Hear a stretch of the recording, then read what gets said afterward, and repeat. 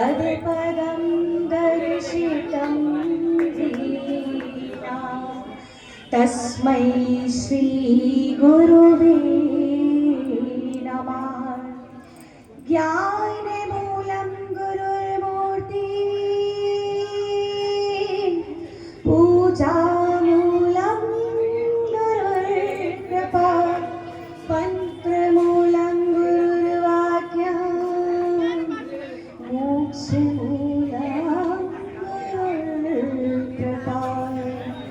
ॐ शिवं दरक्षदेवं च तीर्थं गंगा धरं तथा नारायणं तीर्थवरम् अमिततीर्थमेव च।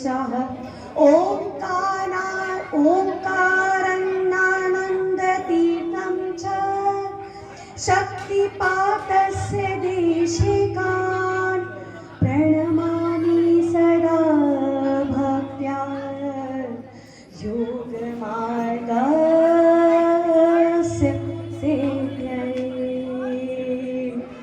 ॐ नमः परुषहस्ताय नमः कौदण्डधारिणे नमस्ते रुद्ररूपाय विष्णवे वेदमूर्तये। रेणुकागर्भसम्भूतः जामोदग्न्यभार्गवः ददातु चिरदीवत्मा श्रीविद्या प्रकीर्तिकम्। बोलो सद्गुरुनाथ महाराज की जय। संपूर्ण विश्व के गुरुओं की जय। सूक्ष्म रूप से व्याप्त भगवान परशुराम की जय। साक्षात रूप से व्याप्त साक्षात रूप से यहाँ विराजमान मंच को शोभायमान करते हुए मेरे सभी अग्रजों को मैं सादर प्रणाम वंदन अभिनंदन करती हूँ।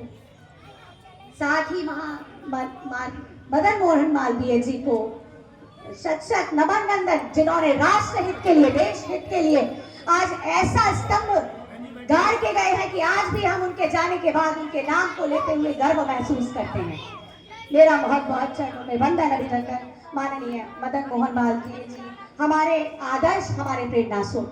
साथ ही अटल बिहारी वाजपेयी जी, माननीय अटल बिहारी वाजपेयी जी, जिन्होंने राजनीति के साथ साथ धर्म नीति को एक साथ करते हुए इस विश्व को एक ऐसा धर्म युग बनाने का प्रारंभ किया कि आज संपूर्ण हिंदू उसी राष्ट्रवादी परंपरा को लेकर हिंदू राष्ट्र की ओर अग्रसर होते हुए चल रहे हैं।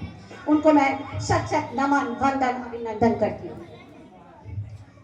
यहाँ उपस्थित इस ब्राह्मण सभा में के अध्यक्ष मेरे परम पूजनीय अंकल ही कहूंगी, यहाँ तो सबकी बेटी ही हूँ मैं। ये मंच ने आज मुझे यहाँ इस पर आने का अवसर प्राप्त हुआ और मुझे कुछ बोलने का अवसर प्राप्त हुआ। अपने ही शहर में जहाँ आप पैदा होते हैं, पलते हैं, बढ़ते हैं और उसके बाद जब आप उन्हीं के बीच में अपने कुछ विचारों को रखकर समाज में कुछ करने का उत्साह उनकी तरफ से मिलता है, आशीर्वाद मिलता है, तो ये सौभाग्य का विषय होता है।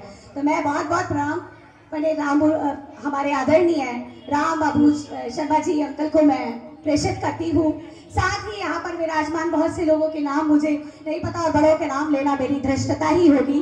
दीक्षित अंकल का नाम मैं दीक्षित अंकल के रूप में ही जानती हूँ, उनको मैं प्रणाम वंदन करती हूँ, गुरुदेव को मैं प्रणाम वंदन करती हूँ।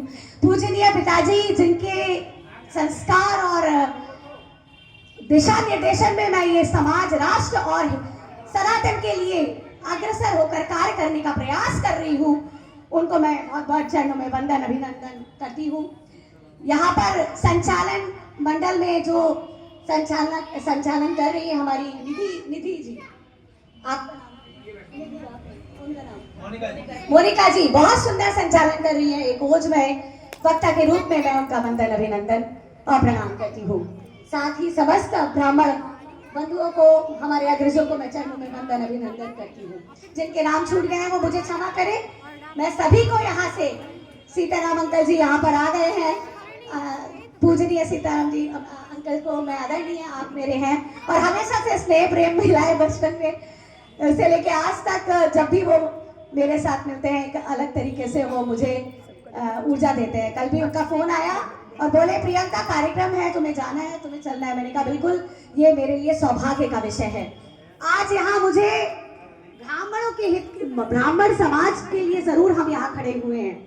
ब्राह्मण तो बुद्धिजीवी है ही, और संपूर्ण राष्ट्र में अगर कभी कोई आपदा आई है, जब भी, चाहे वो राजनीतिक तौर पे हो, चाहे धर्म के बेसंकट आया हो, हमेशा ही हमारे ही बुद्धि ने, ब्राह्मण बुद्धि नहीं, एक ऐसा प्रणेता दिया संसार को, एक ऐसा प्रवर्तक दिया है कि उसने अच्छों की छक्के छुड़ाकर ब्राह्मणत्व को स्थापित किया है।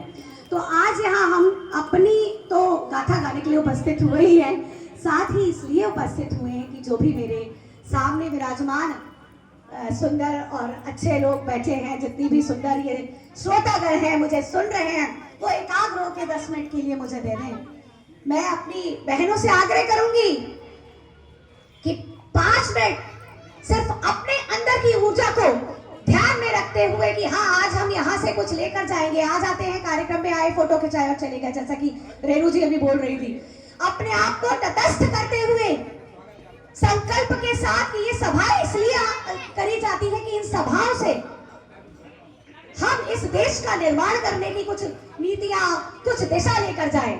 ये सभा इसलिए नहीं कि हम सिर्फ फोटो खिंचाएं, खाना खाएं और चले जाएं। ये सभा इसलिए है कि हम एकाग्र होकर अपनी शक्ति को पहचाने और एक दूसरे का सम्मान करते हुए हमें ये याद रहे कि हमारा कुछ परम कर्तव्य हमारे राष्ट्र, हमारे धर्म के लिए है। हम